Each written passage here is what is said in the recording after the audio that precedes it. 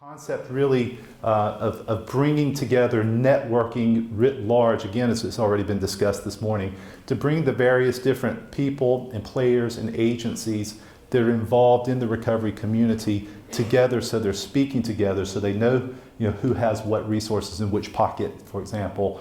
And then it provides an opportunity then for individuals that are new to recovery to have a better sense of what's available to them and to get better connected with the opportunities that are in the community. So, the aim of the presentation, I'm going to talk with you very, very briefly about a bit of the background on our research. I'll be very quick on that. And then I'm going to talk with you about the Rec Connect project. And very simply stated, who is involved in it, what are we doing, how are we doing it, what have we done so far, what are we doing next.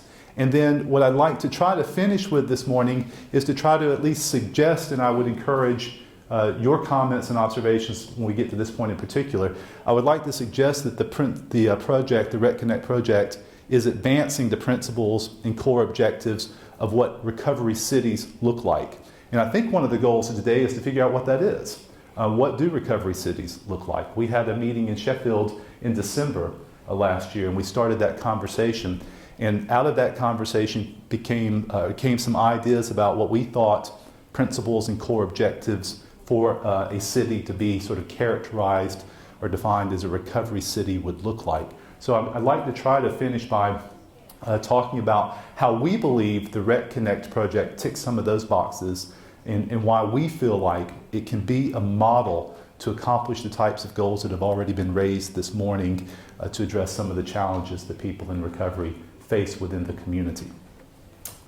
So, as I say, I work at the Department of Law and Criminology at Sheffield Hallam University. Our research activities are undertaken under the aegis of the Helena Kennedy Center for International Justice.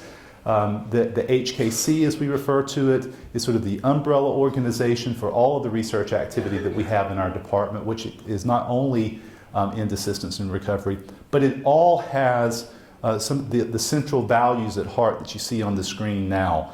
All of the projects and programs that we're involved in from a research perspective are truly, at the end of the day, about social justice issues. That's kind of a core objective and core requirement. I come from a law background, so it's almost, from my old world, a jurisdictional fact or element. If it isn't a social justice question, it's probably not something that we're going to utilize our research resources on. And as you see, the ideas that we have behind the center include promoting human rights, widening access to justice, enabling assistance and recovery as a stated goal of the research that we do in the department, and overcoming social injustice. And that's a huge and critical part of all this work that we do. So we have just very quickly, we have 5 research clusters. And these research clusters bring together people, staff members, and PhD students, and sometimes undergraduate students, both within our department and other departments at the university, but they're focused in our department, to talk about and to support each other in defined specific research areas. For example, assistance and recovery being ours. So what we've tried to do with that is to begin this idea at the very, very bottom of creating a community within our own activities and operations.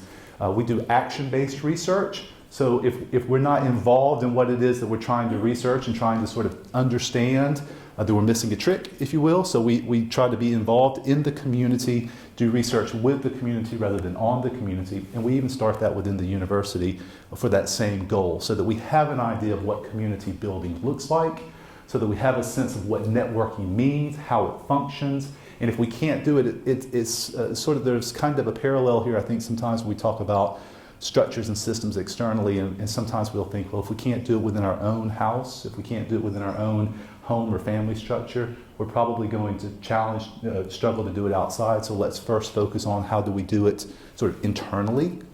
How do we do it in those comfortable spaces so that we can build out to do it in those spaces that can be more challenging. So these research clusters work together internally, then we feed to each other as research clusters, and then those things get fed into our more teaching active faculty, so that we have research-based, research-led, research-informed teaching, and that grows out, and so we can then look back and see how we're creating these academic networks around teaching and research that are focused again on these social justice questions. Very quickly. Now, some rationale behind why we're doing the Rec Connect project. I suspect that many of you know virtually everything that I'm going to talk with you about from this point forward in terms of the research and what we know and the things that we aren't so clear about. But there's been a fair amount of research in the recovery community ongoing now for a number of years, but it is still a new body of research, comparatively speaking. We still have a lot to learn. David, who again, I'm honored to work with David, and you'll hear from him later, has over the time that he's been involved in recovery research, collected some, and he'll probably tell you this today, collected some, I don't remember the number, 400 plus recovery stories. And of course, there's been a lot of people who have gotten engaged in the recovery research and are doing fascinating work and creating a strong evidence base for what recovery looks like and what it means and what some of the criteria are around it. And one of the things that we have learned is that there are two very, very clear predictors of long-term recovery success or resilience, and that's doing things and doing things with other people who like doing things pro-socially, to make it very, very simple. So engaging in meaningful activities, as we use the terminology in the research community, and participation in recovery support groups. Well, a recovery support group can be anything that any group that's supportive of a recovery effort in a sort of a pro-social organization in nature. So that could be from a family member to a football club to an academic environment to whatever it might happen to be. 12-step program, mutual aid groups, whatever it may happen to be. But here's the challenge. As we all know, what's equally evident from the research is that addiction is extraordinarily stigmatized. The World Health Organization says that it is one of the most stigmatized medical conditions, and it is a medical condition from our perspective. It's also a social condition, but it's both. It is one of the most stigmatized conditions recognized worldwide. And so what happens, the experience of people new to recovery is generally coming out of an experience that's been isolation, there's been vulnerability, there's been stigmatization. This is a common theme in the stories that we hear from people who are entering their recovery journey, that it's not at all uncommon. In fact, it's uncommon when that isn't the story, actually, that you hear. And so what happens are people that are new to recovery, something has happened, there's been a tipping point or there's been a trigger, there's all sorts of research we could talk about around those terms, but we don't have time to do that. But they're ready to make the recovery journey. They're ready to take that step forward toward moving into a life of recovery. But they don't know how to do it, or they're afraid to do it, or they don't have the resources to do it. So it might be a lack of knowledge, it might be isolation, it might be vulnerability. It could be all of those things, and clearly it's stigma. And so we hear these stories over and over and over in the qualitative research that we do, the interviews with people tell us about feeling like they went into the community and they had a big addict stamp on their forehead, or thinking about one of my favorite American authors, Nathaniel Hawthorne's Scarlet Letter. They're walking around constant, not a coincidence, it's an A, is it? Walking around with this huge red A on their jumper or something all the time. And so it's very daunting. It's frightening and it's scary. So even if they have knowledge about the available resources, there's also that fear about engagement and that sense of being stigmatized. So what do we do to bridge the gap? Bridge the gap between the desire to get engaged in a recovery journey and the ability to take that first step. Well, there are two things that we're doing with the Rec Connect project that are innovative research techniques that we've been developing. There are some others, we'll talk about those in a few minutes. But at this point, what I want to point out to you is there are two things we then get involved in looking at doing. One is mapping, and we've again already talked about mapping a bit today, through the process of asset-based community development mapping, which was developed several years back. Crates McKnight developed this concept of asset-based community development, whereby you map assets that are existent in the community as opposed to going in the community and telling the community, here's all of your fix them. As researchers, you go into the community, or as community activists, you go into the community and you map what resources and assets exist within the community at that point. Then you begin the process of building out programs that utilize those existing resources. Otherwise, what happens? We come into the community, we do all this work within the community, and then we leave the community, and what do we left the community with? Demoralization, frustration, disappointment that they don't have these resources anymore that we brought in and took away.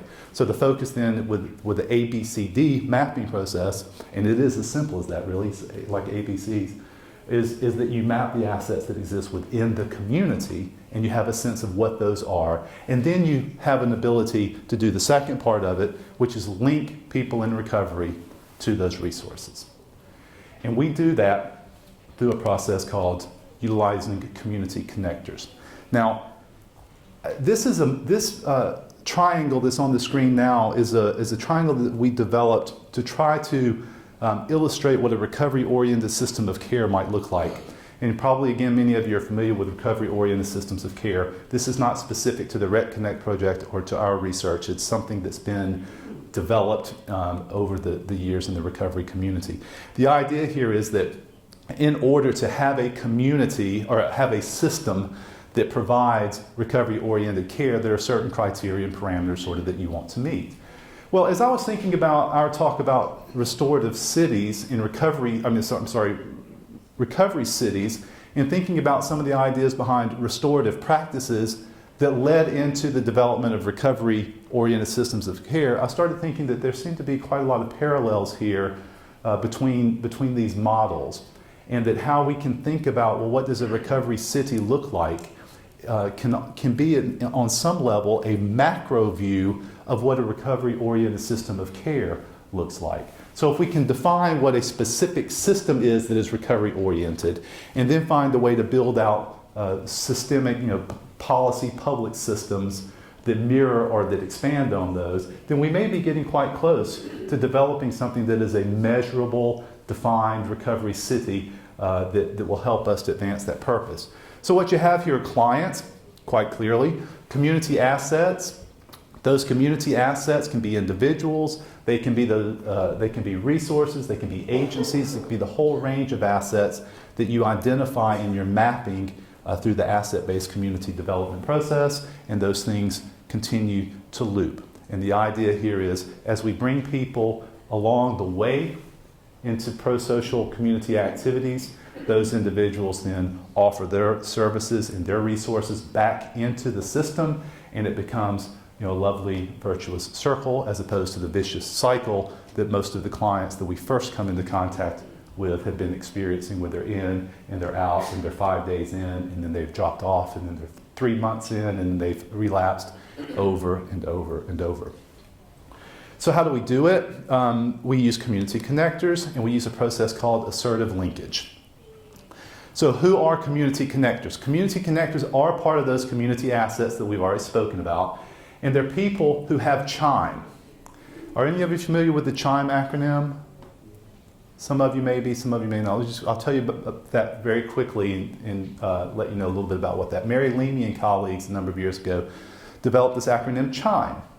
And CHIME's much like what we try to do in terms of coming up with the criteria, domains that make systems recovery-oriented or cities, recovery cities, developed this acronym to basically test recovery programs or recovery systems for effectiveness, for efficacy. And basically what CHIME says is, if you have a system that you intend to be a meaningful, effective recovery system or program, it needs to at least have 5 characteristics. It needs to connect people. It needs to give people hope. It needs to give people an opportunity for identity change if necessary, or identity strengthening if that's where they are. And oftentimes, again, people new to recovery are looking for identity change. It has to be meaningful and provide meaningful activities. And it has to empower people. Engage and empower people. CHIME. So community connectors are individuals within the community who are already connected to various different assets. They already have relationships with peers, with professionals, and they have the ability to engage with those individuals. And they have then the ability to ensure that programs and activities that are available in the community chime, that they ring the bell, if you will, and they provide those things to individuals who are in need of those assets. And they have to be willing to be visible. And that's the removal of that stigma that we talked about earlier, that willingness to be able to say, this is what I'm doing, these are the people that I'm working with, and this is the reason that I'm doing it. And I think that there can be few things that are more directly social justice directed and related than being willing to step up and say, I'm here to help people who are vulnerable, and I'm willing to engage in the activities that are necessary to advance where they are in their experience. Well, does it work? What is assertive linkage, and does it work? There's some research that's been ongoing with this now for a number of years, but one of the earliest studies was Sisson and colleagues back in the early 80s. A very simple, straightforward study. In the research community, this would be a perfect outcome, even if you don't like actually what it says. The outcome itself couldn't be more lovely. 20 individuals who were outpatient alcoholic outpatient clinics. 10 were referred to 12-step programs by way of a counselor, an individual they were working with, giving them a leaflet, and then 10 of them had intensive referral. And intensive referral is now what we're referring to as assertive linkage, but at the time it was referred to as intensive referral. And what that meant was the patient came in to talk to the clinician. The clinician said, right, I think it might be a good idea for you to get engaged with a 12-step program. There are a number of them. Here they are. What do we think works for you? Okay, now let me pick up the telephone and call a member of that organization, that agency, that group, whatever it might happen to be, and let's get an appointment booked for you. The 10 that received a pamphlet and were told good luck, none of them attended a program. The 10 that were intensively referred or assertively linked, all of them attended a program. It's pretty simple. As David likes to say, what this tells us is that leaflets are a pointless abuse of trees. You give someone a leaflet and it's floating around on the street when you leave the facility that you've given them the leaflet in within hours. And we know that. We know it intuitively, we've seen it, and the research demonstrates it. Well, there was a small study, and we were interested in learning more about that. So Victoria Manning and colleagues, including David, were working at the acute assessment unit at the Maudsley Hospital in London. And there were a variety of different programs available on the wards at the Maudsley for patients that were there. This is acute unit. These were people who were in real crisis, about as bad as it gets. Some of the people that had been described previously would be the folk that were in this clinic. But very low rates of attendance. So this random control trial was developed with 153 clients, a third of whom were given information, the abuse of trees condition. A third of them had a doctor referral, so there was a link, and then a third had peer support, where a peer member actually participated in connecting the individual to whatever the program was that seemed to be appropriate for that individual. Here's what was determined. There were more visits or more meeting attendance on the wards for the peer support, or what we might now refer to as the assertive linkage condition. There was more meeting attendance outside of the hospital in the 3 months following departure from the hospital, and there was reduced substance use for 3 months following. Now, this is not an advert for 12-step programs or Alcoholics Anonymous or NA or CA or anything else. It's not about mutual aid. It's about connection. Okay? What these studies are telling us is this connection is what's critical. It may be appropriate, it might be spot on for that connection to be into a mutual aid group, a 12-step program. That's absolutely one of the variety of pathways that people can successfully use to navigate the recovery journey. But I just want to be clear about that. Sometimes we have these discussions with people, and sometimes we get a bit of pushback, and they'll say, well, but we don't really want to talk about 12-step programs and mutual aid right now. This isn't a study about mutual aid groups. It's a study about connecting people in a meaningful way. All right? So that's what we tried to do with RecConnect. So here's what we've done with RecConnect. RecConnect was funded by the Health Foundation, which is a London-based funder that do great work in trying to determine innovative treatment measures in healthcare environments. So we did a bid with our university, the Sheffield Health and Social Care NHS National Health Service Trust, the Sheffield Alcohol Support Services, which is a well-recognized and very successful community-based peer support organization in Sheffield, with the Sheffield City Council Public Health, and then we've got some new recruitment partners that we'll talk about in a few minutes, which are also non-profit, non-governmental agencies who do a lot of great work with the recovery community. And we put this bid together to basically put together a feasibility study, to try to come up with a study, a design, a method to do this type of assertive linkage that we've been talking about in a systematic way, and to bridge the gap between the professional community and the peer community, and to provide that space for people new to recovery to be able to get linked to assets, and this is RecConnect. So here's the basic model, and I'll start moving a little bit quickly through some of these things. It's a multi-phase, but the three main phases occurring over 15 months involves recruiting and training clinical staff and volunteers on the principles.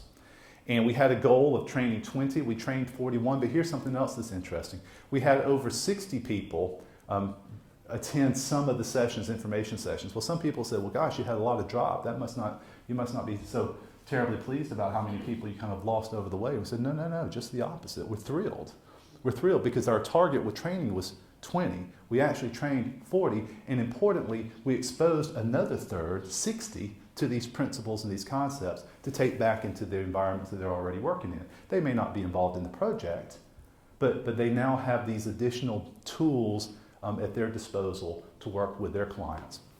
The second phase was then to train of that group and others, to train 15 of them to be community connectors, as we talked about earlier. We trained 21, and we have some other individuals who have contacted us and said, we'd like to do this in the second round. And so that was really positive. And part of the way that we did those trainings was to bring them in, do ABCD mapping, do workshops, and help us to identify what the assets were in the community, and then help them to understand how it is that they could link clients to those assets. The third substantive phase is then engaging clients and doing follow-up on impacts on outcomes. We have a target of 20. We have 8 recruited to date. I had an email in just this morning that we have another group of folks that are coming in. So as soon as I get back to Sheffield, I have work to do in getting them connected, and I couldn't be happier. So here's what the methods and measures are. For the workers and the volunteers, we teach them about engagement, and they help us about identification of assets, and they agree to participate in the community connector phase of the training. What the clients do, and what we work with the clients to do, is that we map their recovery capital using a tool we call the RecCap. Again, doesn't take a great leap of logic to figure that's recovery capital shortened. The RecCap is an instrument that we could talk about for a session that I don't have time to do now, but it's a recovery tool that we've developed to measure assets, and also it has a case management sort of pivot point to it. So we use that to measure recovery. Capital, social capital, personal capital. We do use a lot of social identity mapping to find out where the individual is that comes in. So as again was stated before we start sending them out to some external asset, we need to make certain that we know what their personal assets are, what their strengths and deficits are, so that we can link them correctly and properly. We do the ABCD mapping exercise we've already talked about, and then we do the assessing. Here's what the workers do. Again, we've already talked about this a little bit. But they are trained in principles of assertive linkage, and then they engage in the mapping, and then they have the ongoing contact with each other to develop the community, similar to what I had described earlier that we do in the university with our research clusters in our department. The idea is we create micro communities, and then meso communities, and then macro communities, and they all build up together. So you have, even within the community connectors, small groups, they have domain groups, and we'll talk about that in a minute. Then they have their community connector group, and then they have their project group. Then they work then with the clients to do the social identity mapping and to get them engaged with the assets in the community that can help them to advance their recovery journey.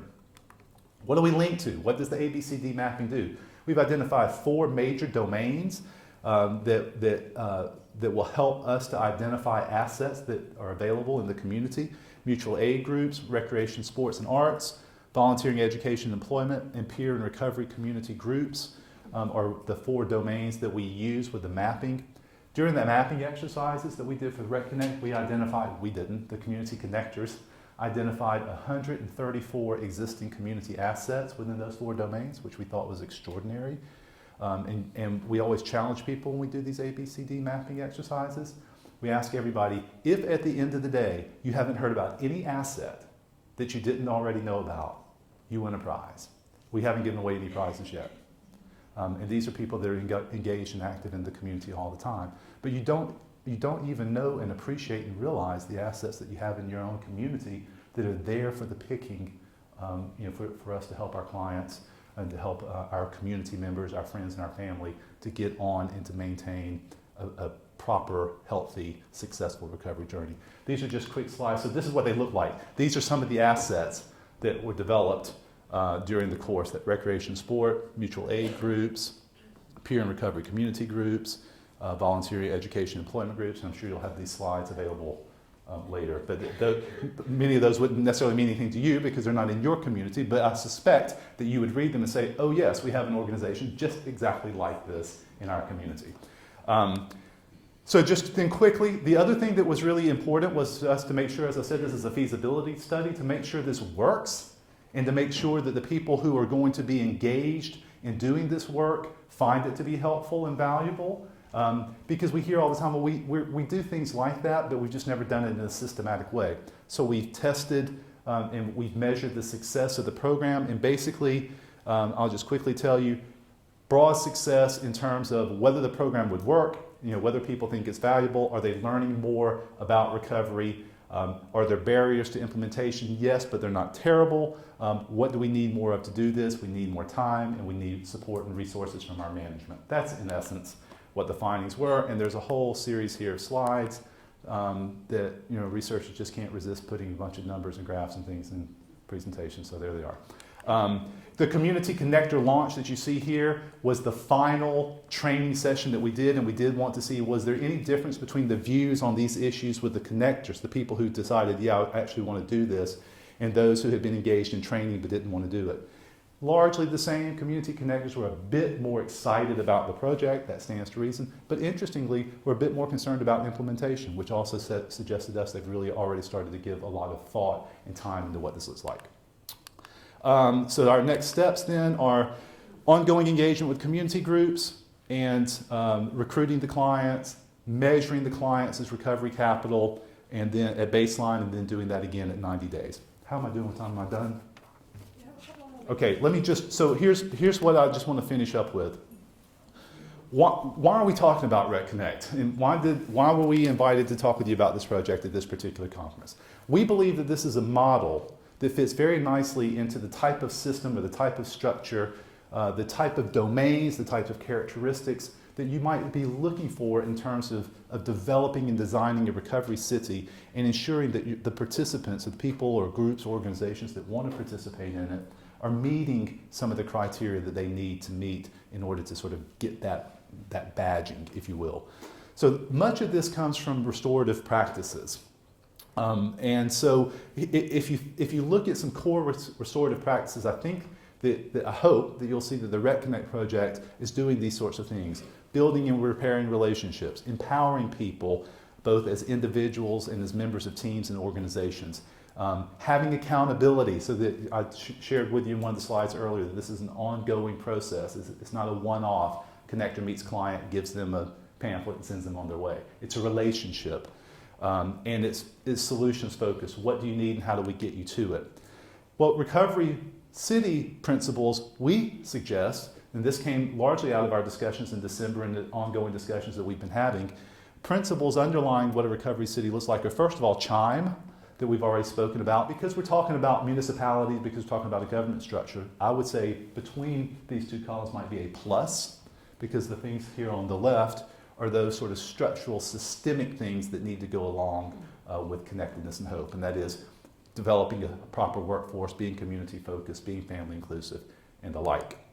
And so the core objectives of a recovery city are to be inclusive, reintegrative, provide clear pathways to housing, employment, and education, to provide community success and opportunities for people to be involved and connected with those successes, to increase public awareness, and to be, as we talked about earlier, evidence-based. Running through it really quickly. Thank you.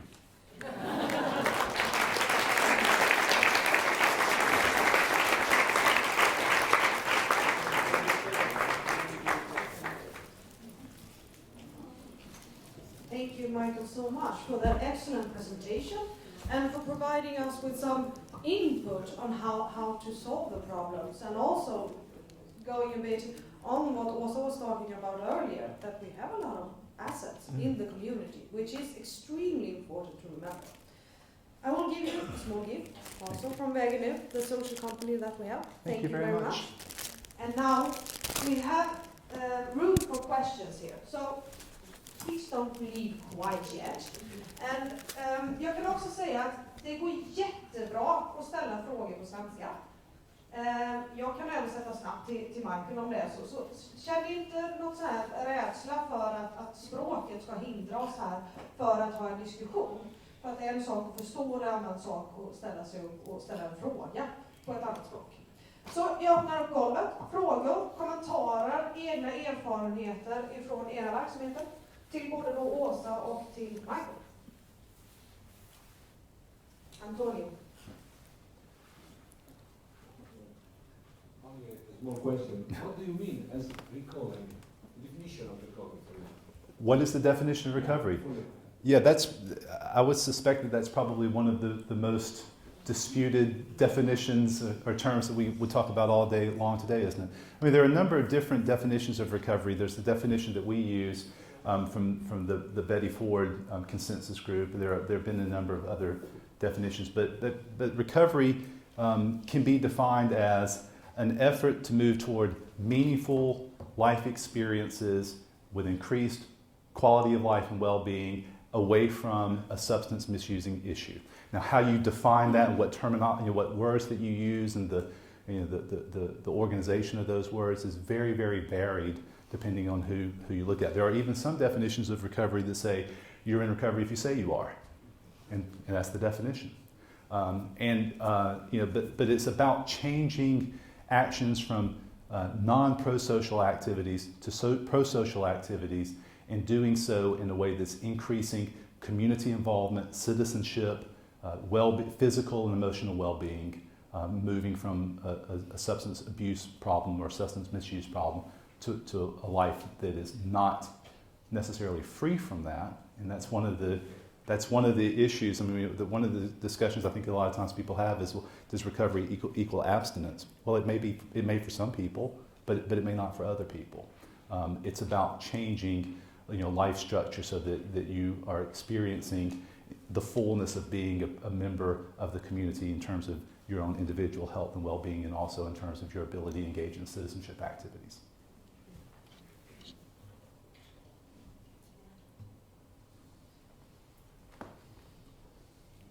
More questions, comments? Erik? Thank you so much. My name is Eric. I'm Secretary General of ECAT, European Cities Against Drugs. So it's a city network, and I'm very naturally interested in the concept of recovery cities. But you spoke about creating a system of recovery, what that system would be in the individual or at the city level. But for that system to be efficient, would you say you also need to have a restrictive approach to availability of substances within that system? Or do you think it would be a problem if you have substance too widely available when people are trying to achieve their recovery? Well, that's a huge policy question, obviously, isn't it? And one of the things that I don't want to get into is a policy debate about legalization and the issues around those sorts of things, because I think that sort of misses a little bit of the point about what it is that we're focused on. And what we're focused on is providing people the opportunity to be on a proper, for them, appropriate, healthy recovery journey and pathway. For some of those individuals, as we were just saying, for some of those individuals that may be an abstinence-based experience. For others, it may not be that. We are engaged with people quite regularly and frequently, for example, who have come out of horrible addiction experiences with heroin, who may very well be happy to sit down with their family members and have a couple of glasses of wine with dinner. If you tell those people that they're not in recovery, they may box you on the nose. Just det. Samverkan och bemötande för återhämtning. Det var så att Ove och Linda frågade mig om jag ville följa med till England och Sheffield och höra en dragning av professorer och forskare som har forskat på recovery-begreppet. Och som visade sig att det då skulle vara bra med recovery. Och jag tänkte, det måste jag åka med på, för jag förstod inte vad då recovery, det är väl det vi har gjort alltid, återhämtning.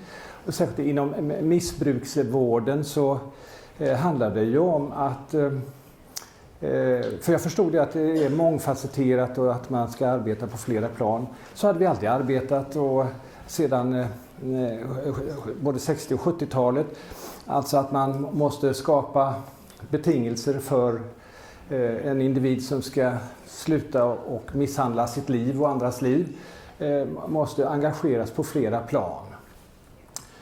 Så jag frågade ju Linda och Ove, men vad är det nya med detta?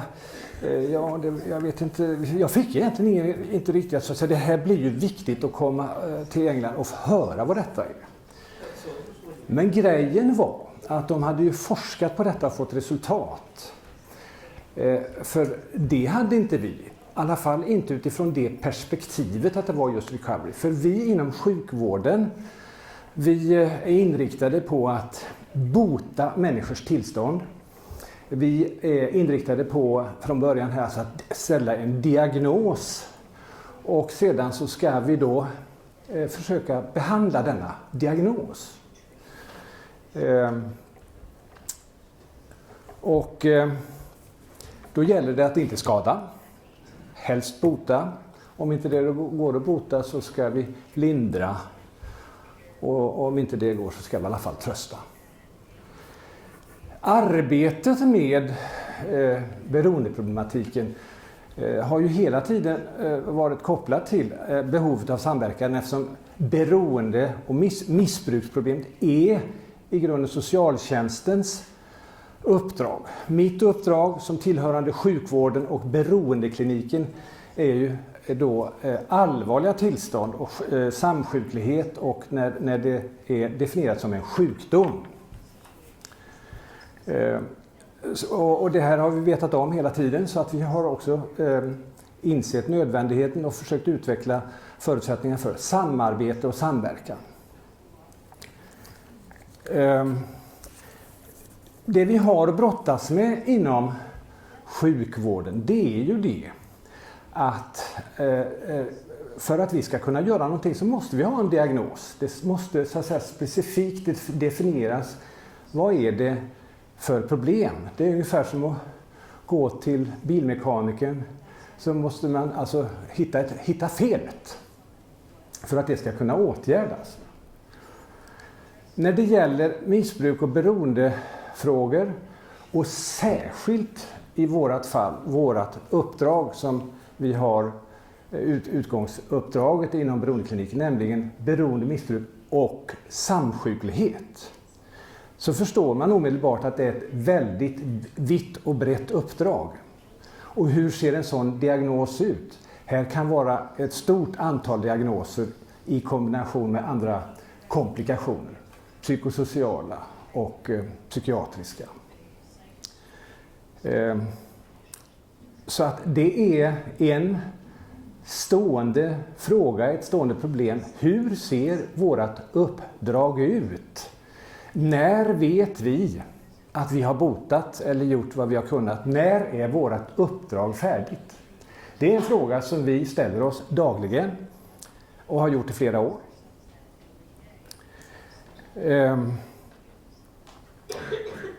Senast Jag ska först berätta förutsättningar så alla vet vad vi har.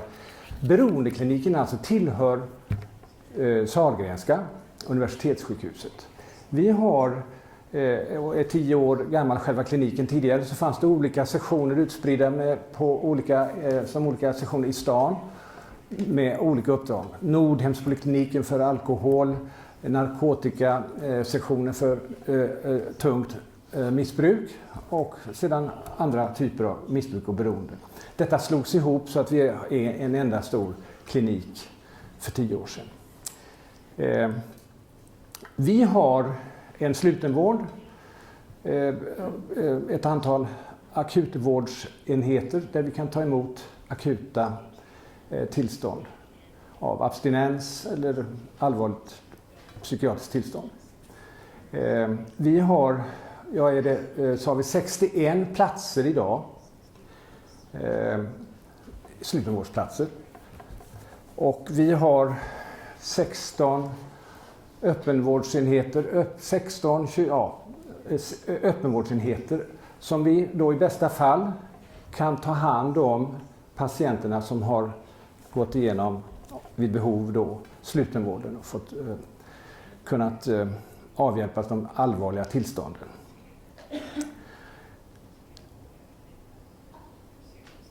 Här är en oerhört ett vitt spektrum av som sagt var diagnoser och beställningar och förfrågningar från omvärlden, från patienterna själva.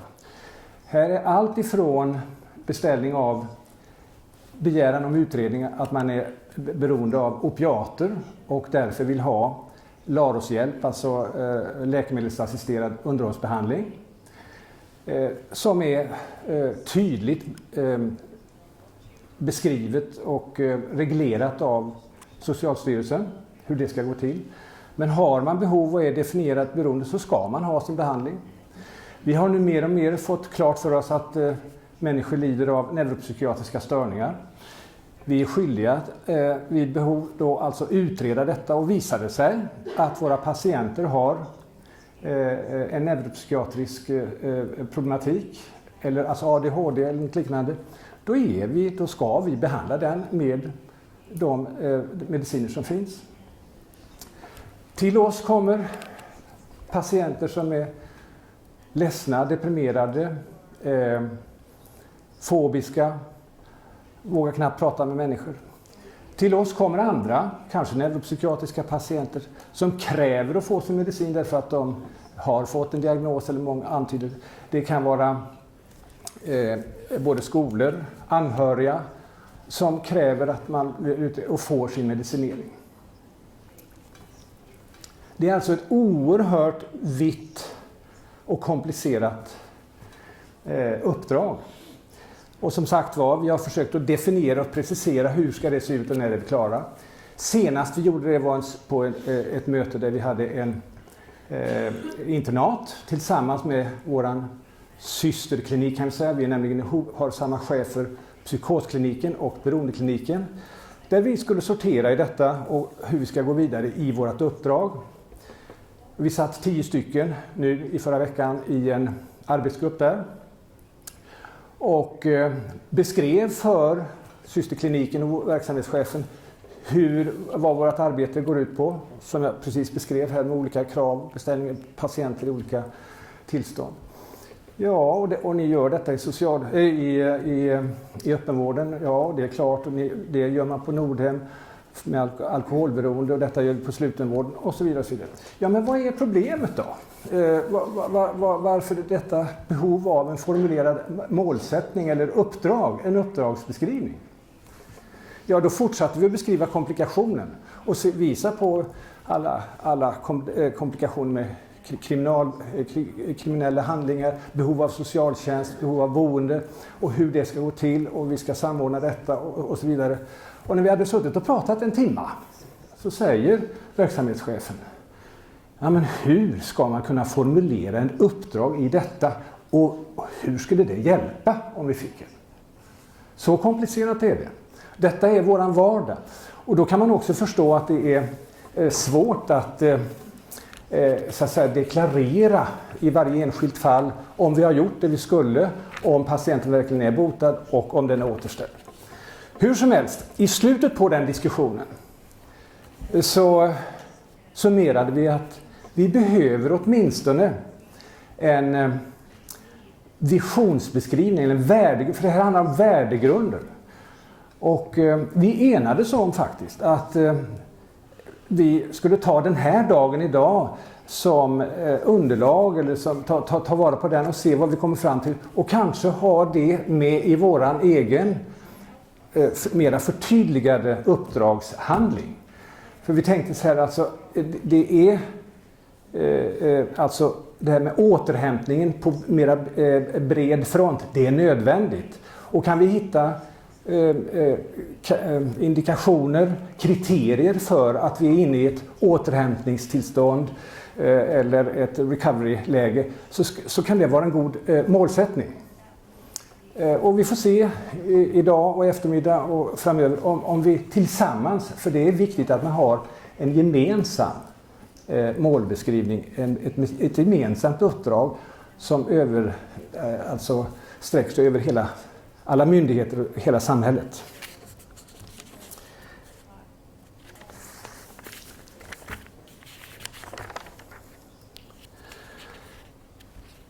Alltså det här arbetet förutsätter samverkan. Det förutsätter samtal. Det förutsätter samförstånd. Framförallt naturligtvis mellan behandlare, socialsekreterare, behandlare och patient, klient.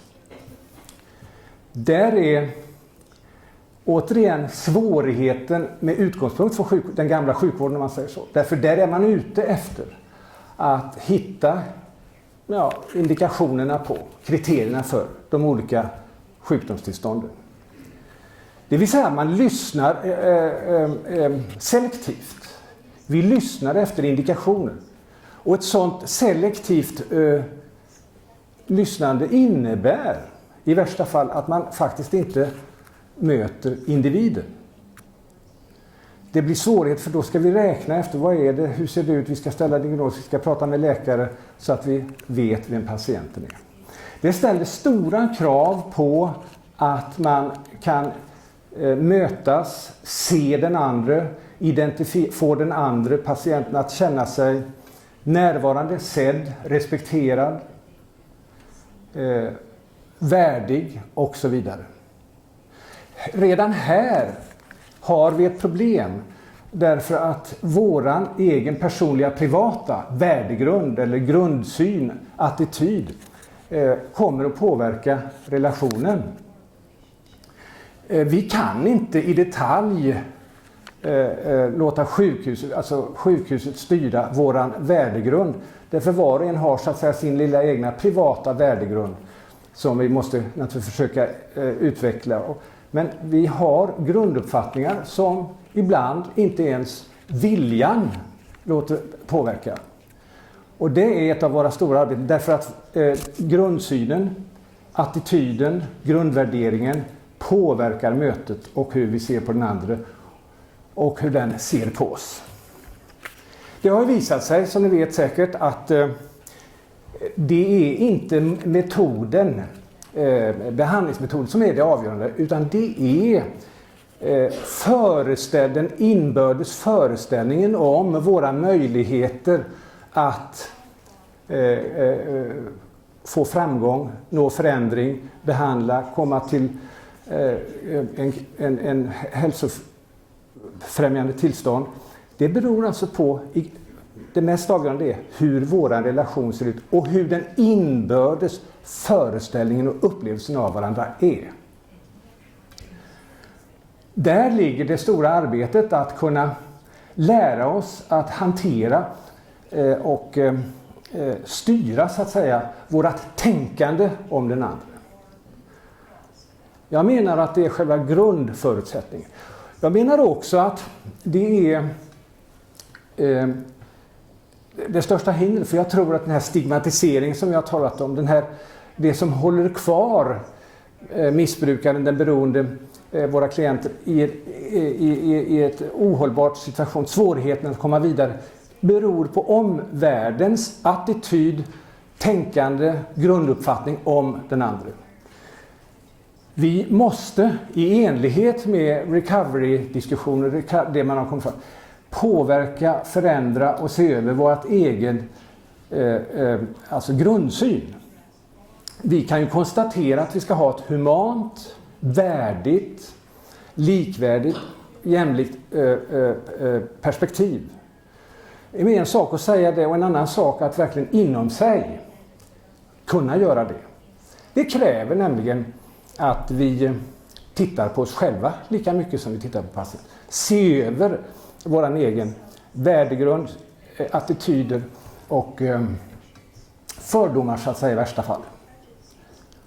I den grad som vi kan rensa i det och se att var och en gör så gott de kan utifrån de förutsättningar de har, så kan vi nå fram och få kontakt. Som sagt, alltså arbetet kräver och förutsätter samverkan också kollegialt sinsemellan. Det är likadant där. Vi måste kunna förstå varandras synpunkter, förutsättningar, lagrum, krav, ni vet.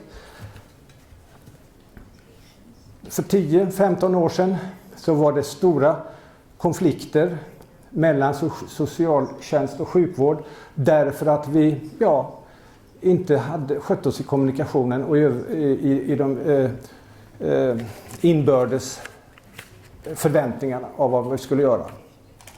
Efterhand så har vi har arbetat på det och kommit till sådana tillstånd och i sådana situationer att vi nu har en stående arbetsgrupp gemensamt för våra patienter. En grupp som vi kallar för Berosam, där hela Göteborgs stad är samlad eller representerad. Sjukvården, primärvården, alltså beroendekliniken, kriminalvården. Där vi har lärt oss nu, tycker jag, det är min bedömning, att kunna presentera våra grundförutsättningar var och en. Vårt uppdrag är nämligen att hantera tillkortakommanden, brister, där överlämningar och gemensamma ärenden inte fungerar. Och den automatiska utgångspunkten är ju annars att man då ifrågasätter varför den andra inte har gjort det den skulle. Det står ju i avtalet och vi har ju föreskrifterna att det så att säga blir en slags undskyllande, förklarande och så ska vi väl försöka förbättra. Jag menar att vi har kommit till det tillståndet att vi nu kan presentera absoluta fakta hur vi har det, var och en kan tala om bristerna, så det vill säga resursbristerna som vi har till exempel med sjuksköterskor. Tidigare hade vi läkare. Alltså att man står för och kan meddela hur det är. Att man kan klart och tydligt och ärligt redogöra för svårigheten på akuten och på avdelningarna. Så att vi förstår varandra. Det är den ömsesidiga förståelsen sinsemellan när vi arbetar lika väl som mot patienter för att det ska gå vidare. Vi har också kommit till det läget och förstått samarbetets nödvändighet, att vi har kunnat öppna och sedan lång tid tillbaka har haft gemensamma enheter för ungdomarna, minimarina som ni vet, och vi skapade alltså Brofästet som är socialtjänst, sjukvård och även då Järntorgsmottagningen och som nu är Järntorgsteamet, där vi är 3 myndigheter som tar hand om våra patienter.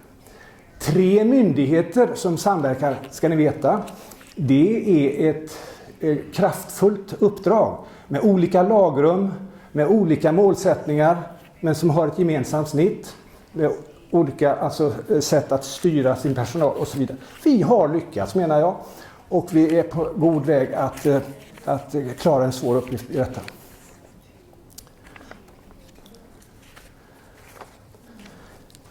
Men sammantaget när det gäller då hur vi bemöter de här problemen och våra patienter, så är det, menar jag, nödvändigt att vi går, och det gäller särskilt sjukvårdens synsätt.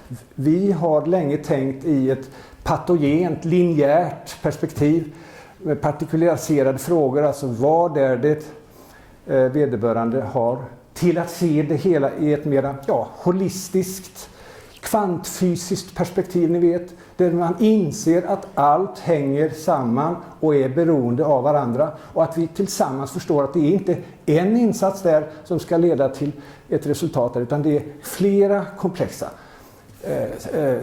samband som måste undersökas och behärskas faktiskt.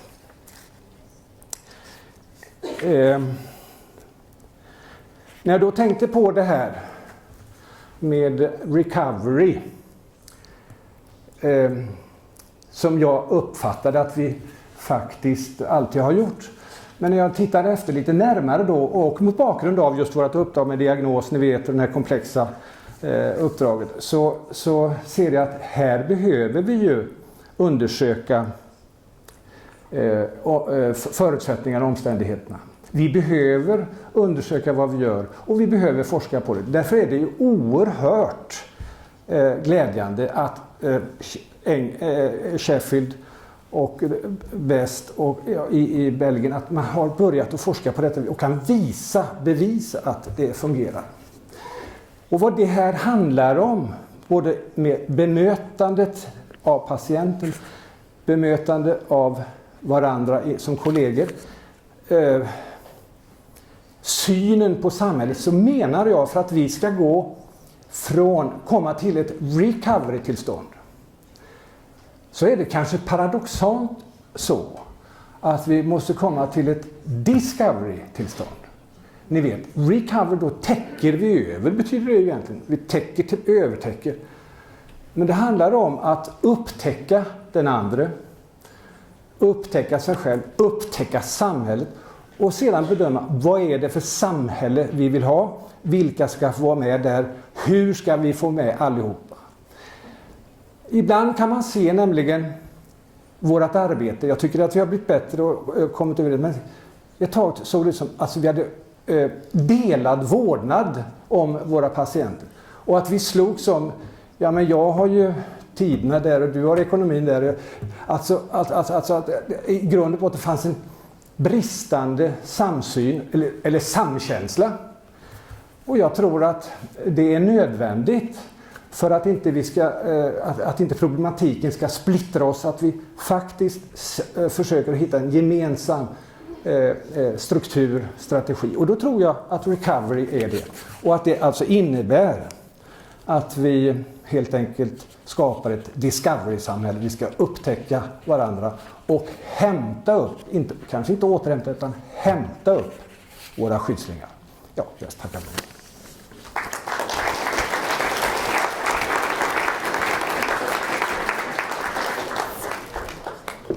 Tack! Du får så smita ner den. Jag ska säga tack, Lars. Ska vi göra det här? Jag ska också få en liten gåva här av mig från Vägen ut-kooperativet. Ett bokmärke är det. Det var precis vad jag behövde. Tack så mycket. Tack, Lars.